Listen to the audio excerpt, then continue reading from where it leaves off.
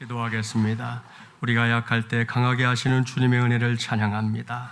그 은혜 가운데 거하고자 이곳도 달려와서 주의 말씀 듣고자 하오니 이 시간 성령께서 역사하셔서 우리의 약함을 강함으로 바꾸시는 시간 되게 하여 주시옵소서. 예수님의 이름으로 기도하옵나이다. 아멘. 서로 축복하겠습니다. 다시 복음 앞에 섭시다. 한 번 더 축복할까요? 성수주일 우리의 신앙의 뿌리입니다. 할렐루야. 오늘은 다시 복음 앞에 6번째 시간입니다. 오늘은 내게 보내시는 말씀을 붙잡아야 합니다 라는 제목으로 하나님의 말씀을 전하도록 하겠습니다. 어제가 입춘이었다는 거 다 아시죠? 그래서 그랬는지 몰라도 지난 주간은 좀 그래도 따뜻한 날씨가 이어졌는데요. 올 겨울 잘 아시죠? 그럭저럭 겨울 날씨를 이렇게 보여주다가 갑자기 북극이 뚫렸다 그러면서 북극 한파가 밀려오는, 그래서 지난 1월 말경에는 영하 19도의 역대급 추위를 기록하는 그런 겨울이었습니다. 특별히 지난 명절쯤에 전라도, 제주도, 울릉도에 내린 폭설은 사람들의 일상을 마비시킬 정도였습니다. 그 시기에 제주도를 찾아갔던 사람들 가운데 무려 4만 3천여 명이 대설에 이어 강풍까지 불어서 공항에 발이 이렇게 묶이는 신세가 됐다 하는 보도도 있었죠. 그로 인해 수많은 제설 장비, 인력이 투입됐지만 깊은 산중에 계시는 어르신들은 꽤 긴 시간 동안 추위와 또 두려움에 떨어야 했습니다. 그렇게 추위의 위력, 겨울의 위력을 이번에 우리가 실감했는데요. 우리가 저런 곳에 있다 한번 이렇게 가정해 보십시오. 저 상태로 사람이 살 수 있을까요? 어림도 없습니다. 그대로 두었다가는 모두가 죽을 수밖에 없는 것이죠. 따라서 저런 눈폭탄 속에서 사람들이 대동소이하게 공통적으로 생각하는 거 딱 한 가지뿐입니다. 뭔지 아시죠? 어서 눈을 치우거나 녹이는 것, 그거지요. 왜요? 그래야만 살 수 있기 때문입니다. 사랑하는 마리물리랑 가족 여러분, 이게 얼마 전에 이 폭설을 만난 몇몇 지방에 국한된 일이냐? 그렇지 않다는 거예요. 동일한 일들이, 유사한 일들이 저와 여러분의 인생 속에서도 일어납니다. 생각해 보세요. 예기치도 않았던 일들이 막무가내로 인생 속에 파고들 때 있나요? 없나요? 있어요? 없어요? 있어요? 있대요. 집사님만 있겠어요? 우리 모두가 다 있어요. 정말 그렇죠. 아마도 질병이 가장 대표적일 겁니다. 그뿐이 아니죠. 진로가 막히는 일, 기대했던 일이 와르르 무너져 버리는 거, 자녀들 때문에 골머리를 썩이는 거, 물질의 고통, 관계에서 비롯된 상처와 아픔들, 아무런 비전도 없이 그저 하루하루 연명해야만 하는 상황들, 나와 상관없이 외부에서 시작된 역경이나 고난, 기타 등등, 이런 것들이 저의 인생 속에서, 여러분의 인생 속에서 여러분 단 한 번의 양해도 구하지 않고 일방적으로 찾아올 때가 있다는 겁니다. 그런 상황들이 마치 눈폭탄에 의해 초토화된 세상의 모습과 동일하거나 유사하다, 이런 말씀이에요. 그런 일을 어떻게 해야 될까요? 여기서 저는 오늘 우리 모두가 붙잡아야 할 다시 복음 앞에를 제안하려고 합니다. 그것은 오늘 전하는 설교 제목 그대로예요. 내게 보내시는 말씀을 붙잡아야 합니다. 바로 이것 말입니다. 여러분, 오늘은 이것이 우리 모두가 다시 복음 앞에 서는 길이에요. 또한 내 인생에 갑작스럽게 찾아온 눈폭탄, 그걸 확실하게 녹여버릴 수 있는 길이기도 합니다. 그걸 전제해 놓고 첫 번째 본문부터 보겠습니다. 시편 147편 16절 17절을 한 절씩 교독할게요. 제가 읽습니다. 눈을 양털같이 내리시며 서리를 재같이 흩으시며.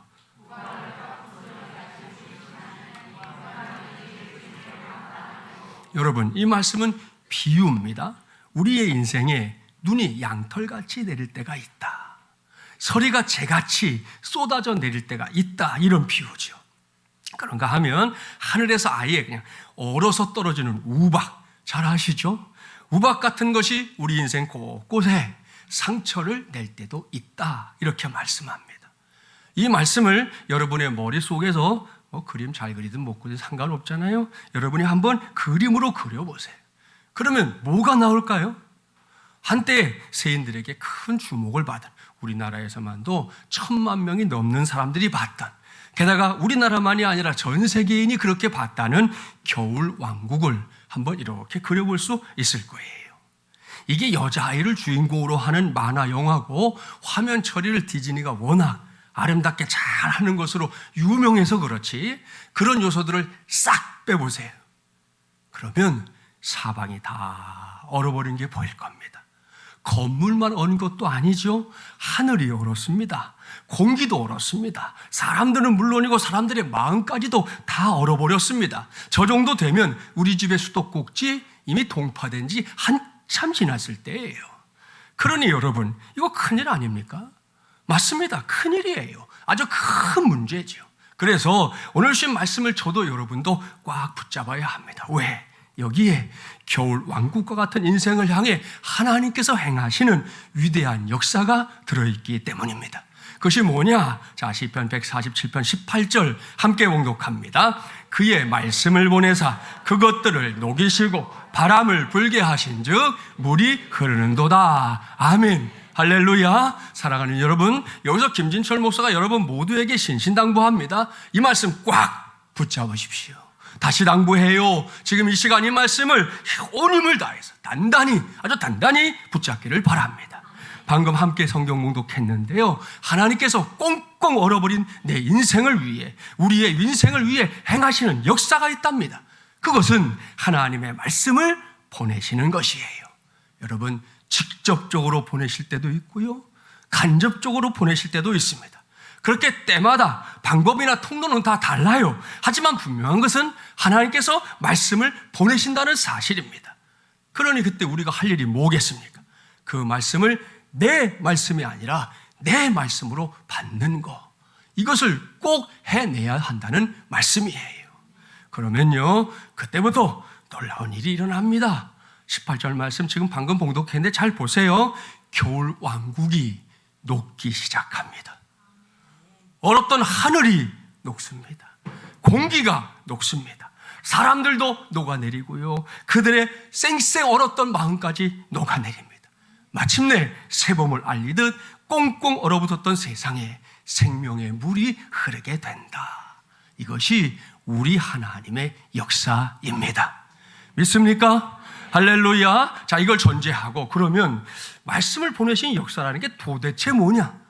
보내신다고 분명히 시편에서 말씀했는데 그게 뭐냐? 실제를 우리 성경에서 확인해 보겠습니다. 이를 위해 두 번째 본문인 요한복음 4장으로 갑니다. 신약 149쪽이라고 했지요. 이 말씀이 모두 9절인데요. 이 말씀을 읽다 보면 쉽게 우리 눈에 들어오는 단어가 있어요. 그것은 표적, 기사 이런 단어입니다. 이건 기적과 일맥상통하는 단어들인데요, 그걸 염두에 두고 오늘 주신 이 말씀을 분석해 보겠습니다. 46절 이하의 말씀을 볼까요? 갈릴리 가나에 가신 예수님이 등장합니다. 그때 예수님을 화급히 찾는 한 사람이 있었다는 거예요. 그가 누군지, 왜 그렇게 화급하게 예수님을 찾고 있는지 성경에서 확인해 보지요. 자, 요한복음 4장 46절 47절 마찬가지로 교독할게요. 제가 읽습니다. 예수께서 다시 갈릴리 가나에 이르시니 전에 물로 포도주를 만드신 곳이라. 왕의 신하가 있어 그의 아들이 가버나움에서 병들었더니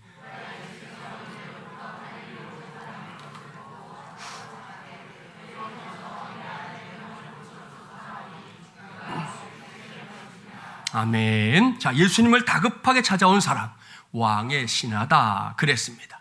이 사람이 누군지 성경학자들 간에는 이견이 좀 있긴 한데요, 분명한 건 그가 고위층에 속하는 소위 높은 신분을 가진 사람이었다는 겁니다. 웬만한 사람 앞에서는 허리를 굽히는 거 없고요, 다른 사람부터 대접받고 존경받는 것이 너무 익숙한 그런 사람이에요. 그런 사람이 가버나움에서부터 지금 가나까지 한 걸음에 달려왔습니다. 왜? 자기의 아들이 병들어 죽게 되었기 때문입니다. 그 아들을 살리고 싶은 간절함, 그거 하나 딱 붙잡고 어느새 제법 넓은 지역까지 소문이 난 예수님을 찾아온 거예요. 여러분, 이것이 인간의 모습이잖아요. 이것이 왕의 신하에게 찾아온 인생의 겨울 왕국입니다. 그렇습니다. 요란스럽게 세상을 호령하며 떵떵거리던 사람도 건강의 문제 앞에서는 무기력해져요. 더군다나 내 자녀가 병들어 죽게 됐다? 그럴 땐 체면이고 뭐고 없는 겁니다. 그래서 저는 신방 중에서도 병원 신방을 제일 중요하게 생각해요. 때로는 전혀 알지 못하는 사람도 성도들이 부탁하면요, 주저하지 않고 신방 갑니다. 왜? 그때가 하나님의 복음을 전하기에 가장 좋은 시간이기 때문입니다. 병들어 약해진 육신 앞에서는 뭐 자존심도 체면도 더는 문제가 되지 않기 때문이에요. 평소에 목사라면 막 치를 떠는 사람들도 있잖아요. 그런 사람들도 자신이나 혹은 가족이 병든 상황에서는 목사를 찾을 때가 있습니다. 그러니 이 넘버원 신방 맞죠? 자, 예수님을 찾아온 이 사람 마찬가지입니다. 사랑하는 자녀가 병들어 죽게 됐어요. 그동안 고쳐보려고 백방으로 애썼을 거 아닙니까? 유명하다는 의원 다 불러서 우리 아들 좀 고쳐주시오 했을 겁니다. 좋은 약 다 구해가지고 써봤겠지요. 하지만 백약이 무효했습니다. 그저 죽을 날만 기다린 신세가 되고 말았어요. 그때 예수님의 소문이 들려온 거지요. 그런 예수님께서 가나에 오셨다 하는 소식을 듣고 한 걸음에 달려왔습니다. 예수님을 만나자마자 넙죽 엎드렸어요. 주여, 내 아이가 죽기 전에 내려오소서. 이 사람은 예수님께서 가버나움에 있는 자기의 집까지 가주기를 바랐던 거죠. 죽어가는 아들의 몸에 예수님께서 손을 얹고 기적을 행해줬으면 했던 거예요. 그런데 예수님의 방법은 달랐습니다. 자, 본문 50절부터 53절 어떻게 하셨나 관심을 가지고 우리 한 절씩 교독합니다. 예수께서 이르시되 가라, 내 아들이 살아있다 하시니 그 사람이 예수께서 하신 말씀을 믿고 가더니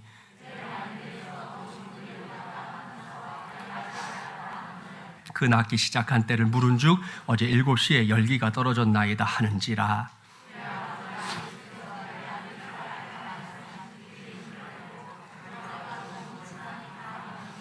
아멘, 할렐루야. 사랑하는 마주물려난 가족 여러분, 예수님께서 말씀하시죠. 가라, 내 아들이 살아있다. 무슨 말씀입니까? 이건 이 사람이 기도했던 게 아니에요. 가나까지 달려오면서 그가 생각했던 거 딱 한 가지죠. 빨리 예수님 모시고 집으로 돌아가야지, 이거 말입니다. 그 길에서 뭐 언제 숨이 넘어갈지 모르는 아들의 얼굴이 눈에 어른됐을 거 아니에요. 그 녀석의 건강에서 막 뛰놀던 때가 머리를 스치고 지나갔을 거 아니에요. 그렇게 눈에 넣어도 아프지 않을 아들 녀석을 위해 지금 아버지가 최선을 다하고 있는 거예요. 결국 예수님 만났고요, 간곡하게 아들의 병 고쳐달라고 애원했습니다. 서둘러서 우리 집에 가주십시오라고 요청했습니다. 그런데 예수님의 반응이 의외라는 거예요. 가라, 내 아들이 살아있다. 이 사람 처음에 이 말을 듣고 제가 생각할 때는 좀 당황했을 것 같아요. 그냥 가라고? 말이 됩니까? 여기까지 어떻게 왔는데요? 체면이 뭐고 다 집어던지고 그저 달려왔어요. 오로지 아들 하나 살리겠다는 일념으로 말입니다. 그런데 예수님, 아비의 심정을 아는지 모르는지 그냥 가랍니다. 이제 내 아들이 살아있으니 그냥 가라는 거예요. 이해하기 쉬운 일이 아닌데요, 그때 이 사람이 정말로 놀라운 모습을 보여줍니다. 성경을 잘 보세요. 예수께서 이르시되 가라, 내 아들이 살아있다 하시니 그 사람이 예수께서 하신 말씀을 믿고 가더니 그랬어요. 아하, 이 사람 좀 보세요. 참 희한한 사람이에요. 어렵게 예수님 찾아온 건데 그저 가라는 말씀 한마디에 순종하고 있습니다. 정말 희한한 일인데요, 중요한 건 그 다음이죠. 그랬더니 어찌 됐는가? 애지중지하던 그 아들이, 수명이 넘어가던 아들이 살아났습니다. 할렐루야. 사랑하는 마주물려난 가족 여러분, 이 말씀 분명히 기적에 해당합니다.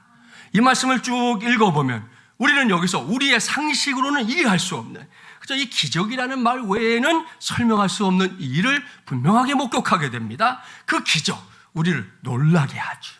우리의 눈을 휘둥그레지게 만들고요, 우리에게를 활짝 열어줍니다. 우리의 이성을 당황시키기도 합니다.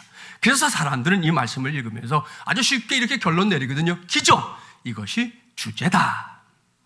우리가 가진 성경, 여러분 성경 다 갖고 계시니까 성경 보세요. 소제목이 있거든요. 뭐라고 되어 있어요? 왕의 신하의 아들을 고치시다, 이렇게 써놓았습니다. 대부분의 성경이 그렇게 되어 있을 거예요. NIV 성경에서도 보면 Jesus heal, 여러분 힐링 아시죠? 힐링, 그걸 말하는 거예요. 예수님이 고치셨다. 누구를? An official son, 관리의 아들을 고치셨다, 고쳐주셨다, 그 얘기예요. 그러니까 영어 성경에서도 우리말 성경과 크게 다르지 않게 이 대목을 소제목으로 요약해 두었어요. 이 모두가 이 말씀의 주제를 병고침이라는 기적으로 본다는 증거입니다. 성서 공회가 그렇게 보고 있다. 그런데 제 생각은 좀 달라요. 물론 여기에 병고침에 관한 기록이 있는 게 맞습니다. 그것도 돌팔이가 아닌 예수님이 행하신 기적이잖아요. 분명합니다. 그렇다면 과연 이것만이 본문이 우리에게 말씀해 주시는 전부냐? 저는 그게 아니라고 생각한다는 거예요.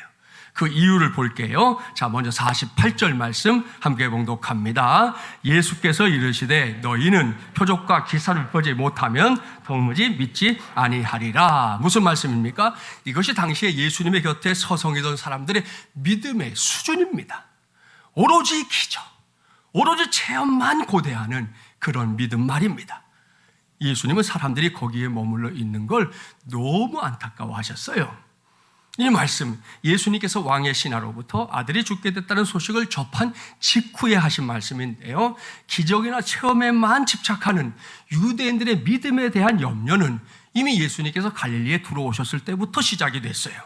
성경을 보니까 예수님이 유대에 갔다가 갈릴리로 돌아오셨는데 마을 사람들이 예수님을 막 반기는 거예요. 자, 그런데 그들이 예수님을 반긴 건 예수님을 메시아로 인정했기 때문이 아니었습니다. 그저 예수님께서 행하시는 기적, 그게 보고 싶었을 뿐이에요. 오늘은 또 무슨 신기한 일을 하실래나? 오늘은 또 뭘로 우리를 놀라게 하실래나? 여기에만 관심이 커져가지고 눈이 동그래져 있었단 말입니다.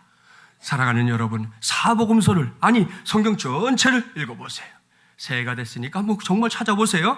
하나님께서 어떤 기적을 행하실 때 기적 자체를 위해 기적을 행한 적이 있습니까? 없습니다. 하나님은 단 한 번도 난 기적을 행할 수 있다, 이걸 보여주려고 기적을 행한 적이 없다는 말씀이에요. 하나님께서 기적을 행한 것은 전적으로 하나님의 백성들을 위해서였습니다. 그게 목적이에요. 그렇습니다. 그들의 구원을 위해서 기적을 행하셨습니다. 그들을 적들의 손으로부터 건져내기 위해서 기적을 행하셨습니다. 신약에서도 기적은 하나님 나라를 보여주는, 대변해주는 도구였어요. 철저하게 복음을 전하는 통로였다는 말입니다.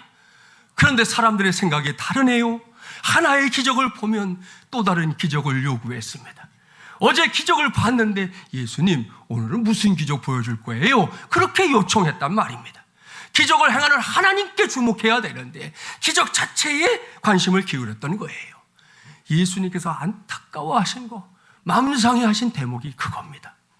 여러분, 예수님께서 이 세상에 오신 게 단지 기적을 행하기 위해서입니까?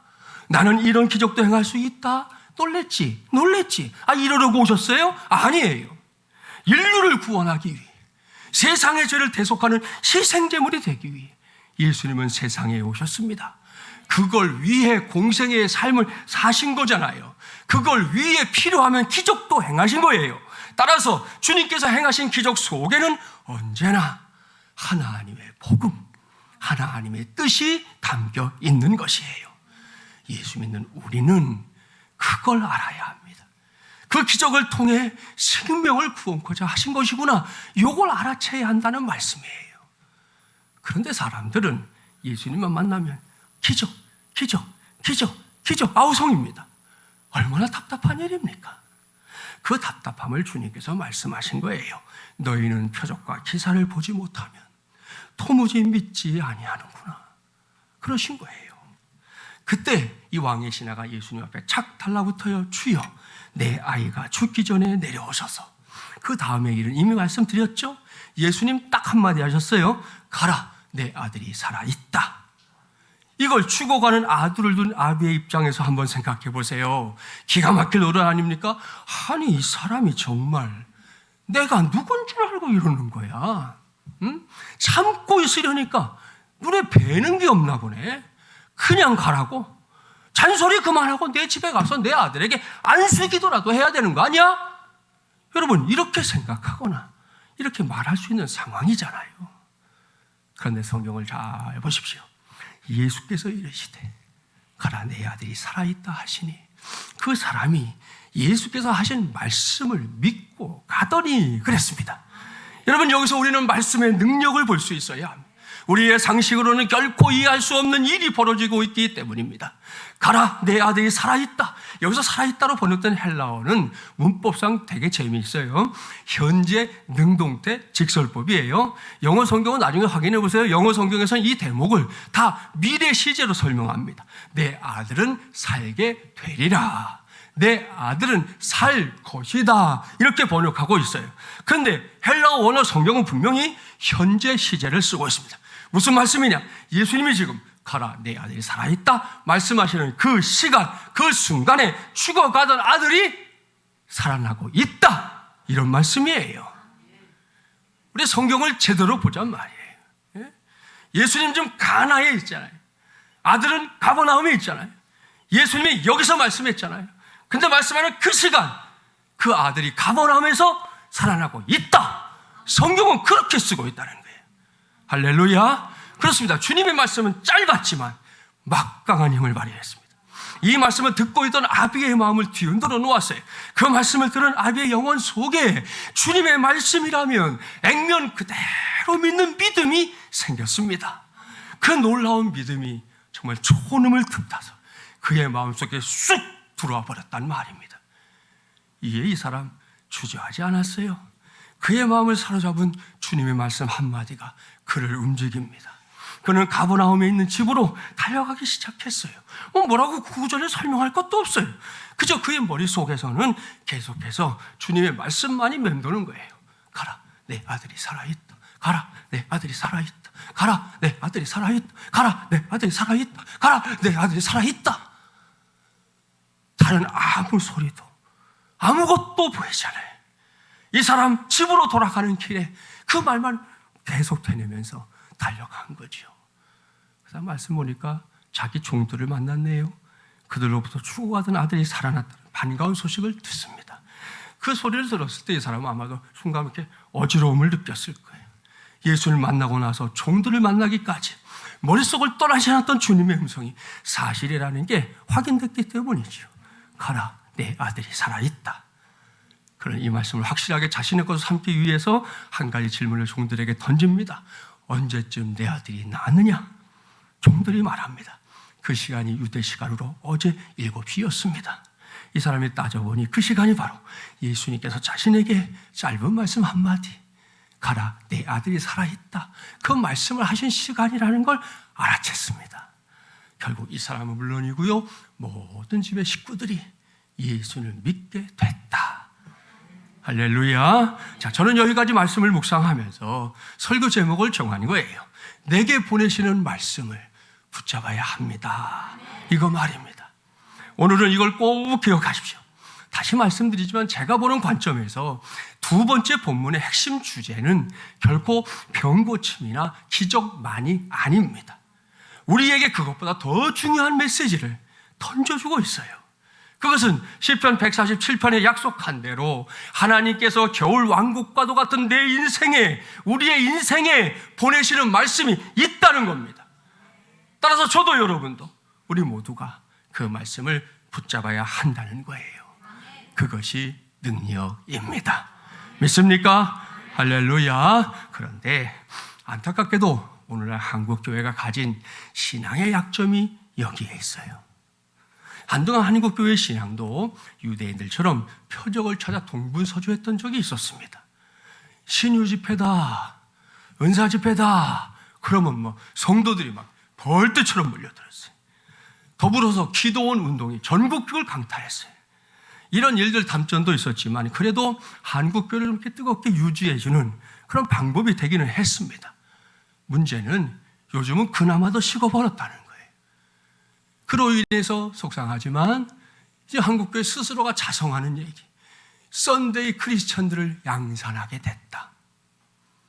주일날 그저 예배 한번 하고는 싹 잊고 사는 성도들, 평상시에 말씀을 가까이 해보고 큐티 해보고 하나님의 음성을 어떻게든 깨달아 보려고 또 성경을 배우고 이런 일에는 무관심한 채 그저 주일에 예배 한 번으로 모든 걸 다 했다 생각하는 썬데이 크리스찬들이 양산됐다는 거죠.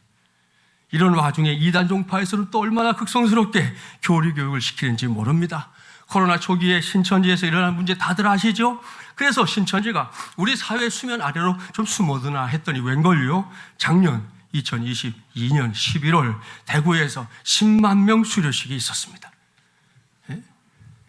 이게 처음이 아니라 2019년에 이어서 두 번째라고 신천지에서요 대대적으로 광고했어요. 시장이 막아보겠다 했지만 어림도 없었고요. 저 사람들 저 수료증 하나에 학사모 저거 한번 쓰겠다고 일주일 내내 얼마나 열심히 공부했는지 모릅니다. 성경 공부라는 미명하에. 저와 동기인 김세환 목사님이 심호하는 원주 마주물교회 옆에 몇 해 전에 신천지 지부가 건물 큰 걸 하나 떡하니 사가지고 들어왔는데요. 목사님의 목격담이에요. 낮 시간에 매주가 아닙니다. 매일 주부들이 그 건물에서 쏟아져 나온다. 우거지상으로요? 아니, 얼굴에 만면의 미소를 지으면서 누가 보면 야, 저 사람은 지금 행복해서 죽겠다고 그러는 거네. 그렇게 보일 만큼 그런 모습으로 매일 수많은 사람들이 거기를 드나들어요. 정말이지 미치고 팔짝 뛸 노릇이에요. 제가 여기서 기사 하나 읽겠어요. 제목은 신천지 이만희 구원자 아니다 진술입니다. 1984년 신천지 창립 이후 10만여 명의 신도들을 이끌어온 신천지 교주 이만희가 법정에서는 이 같은 사실을 전면 부인했던 것으로 드러났다.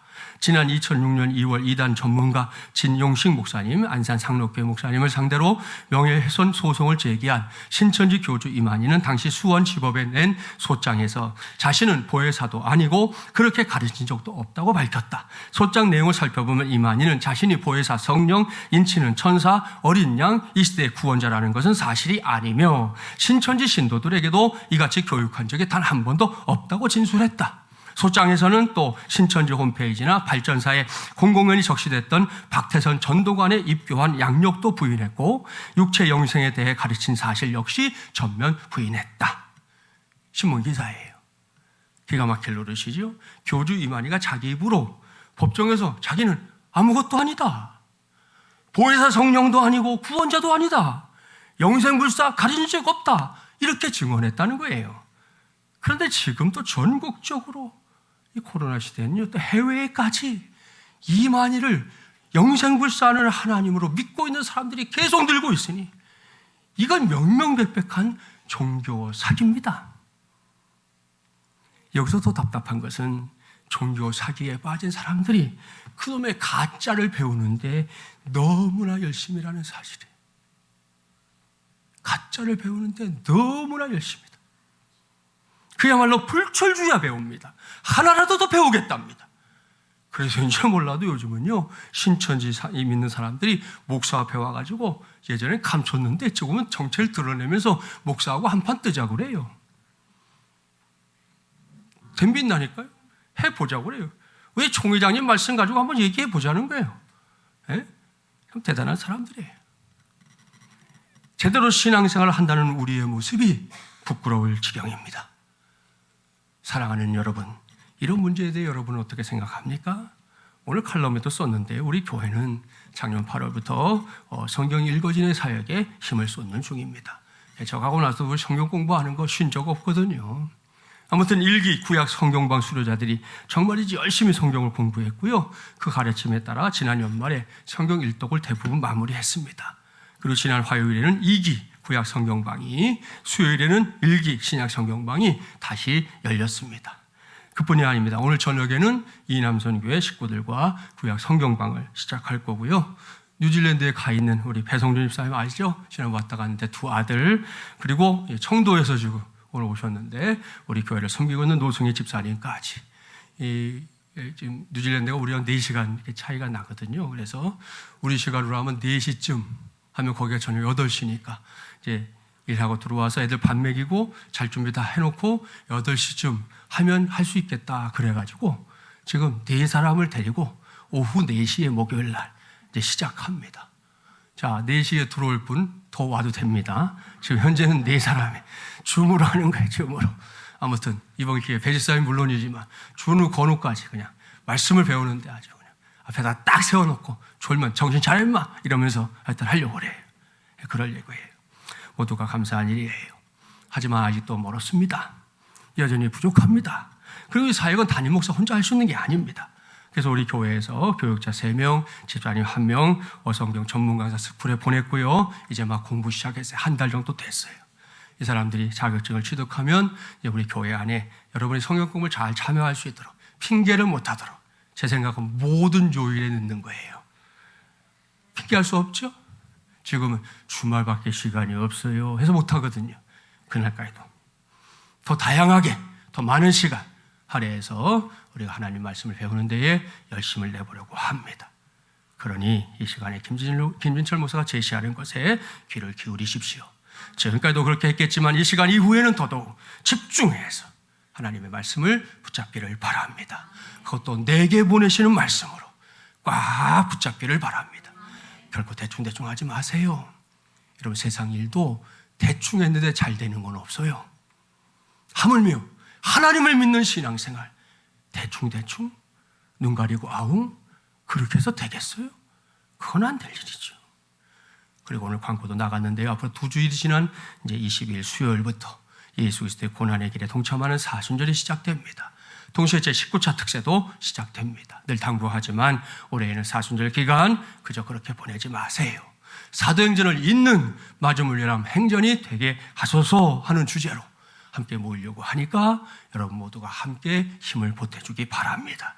그 과정에서 반드시 우리가 해야 할 것이 뭐냐? 내게 보내시는 말씀을 붙잡는 거예요.